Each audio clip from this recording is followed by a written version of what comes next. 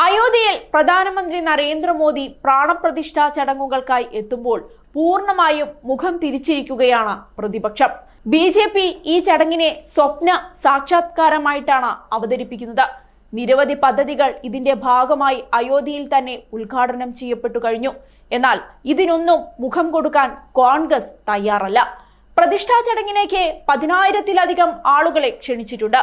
എന്നാൽ ബി.ജെ.പിയുടെ മുഖ്യമന്ത്രിമാരെ ചടങ്ങിലേക്ക് ക്ഷണിച്ചിട്ടില്ല എന്നതും ശ്രദ്ധേയമാണ്.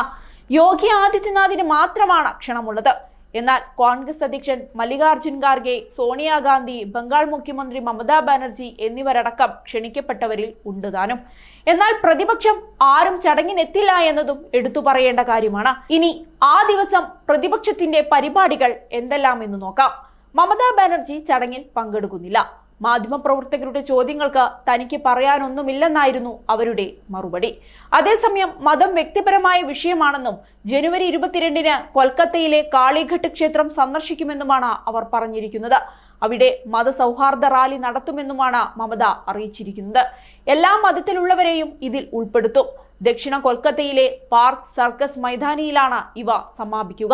രാഹുൽ ഗാന്ധി അസമിലെ ക്ഷേത്രമാണ് സന്ദർശിക്കുക. രണ്ടാം ഭാരത് ജോഡോ യാത്രയിലാണ് അദ്ദേഹം ഇപ്പോഴുള്ളത്. ജനുവരി 22-ന് നിത്യേനയുള്ള പരിപാടികളുടെ ഭാഗമായിട്ടായിരിക്കും ഈ സന്ദർശനം.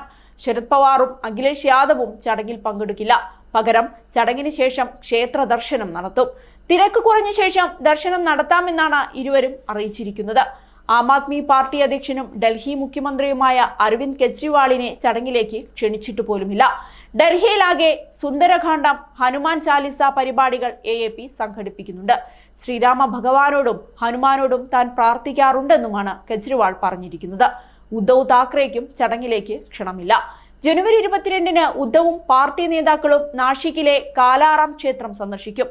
ഇവിടെ മഹാ ആരതിയും അദ്ദേഹത്തിൻ്റെതായി ഉണ്ടാകും. CPM, RJD, DMK എന്നിവരൊന്നും ചടങ്ങിൽ പങ്കെടുക്കില്ല. ഇവർ ബി.ജെ.പിയുടെ രാഷ്ട്രീയ നീക്കത്തെയാണ് വിമർശിച്ചിരിക്കുന്നത്. മതപരമായ ചടങ്ങിനെ ബി.ജെ.പി. രാഷ്ട്രീയവുമായി ബന്ധിപ്പിച്ചെന്നായിരുന്നു വിമർശനം. അതേസമയം ഒഡീഷയിൽ ബിജു ജനതാദൾ നേതാവ് നവീൻ പട്നായിക് ജഗന്നാഥ പൈതൃക ഇടനാഴിയാണ് ബദലായി നിർമ്മിക്കുന്നത്. ബി.ജെ.പിയുടെ മതരാഷ്ട്രീയത്തിന് അതിലും ശക്തമായ മതരാഷ്ട്രീയം കൊണ്ടാണ് അദ്ദേഹം മറുപടി നൽകുന്നത്.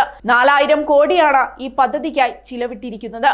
പുരിയുടെ അടിസ്ഥാന സൗകര്യത്തെ മൊത്തത്തിൽ വികസിപ്പിക്കുന്ന പദ്ധതിക്ക് വേണ്ടിയാണിത്.